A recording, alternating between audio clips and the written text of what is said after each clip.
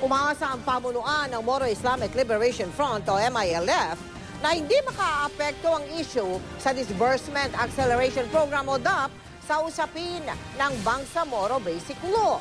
Ayon kay MILF Chairman Murad Ibrahim, kung tutuusin ay lumagpas na sa panahong inaasahan ng grupo ang pagsasabatas ng Bangsamoro Basic Law o BBL. Kaya naman sa pagbabalik sesyon ng Kongreso sa ika-28 ng Hulyo, sana raw ay hindi na maantala pa ang pag-uusap para maretipikahan na ang BBL.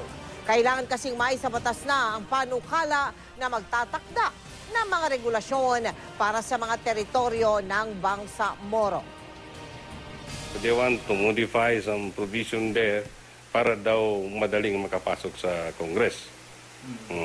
Pero sa panig naman namin, well, we appreciate that effort.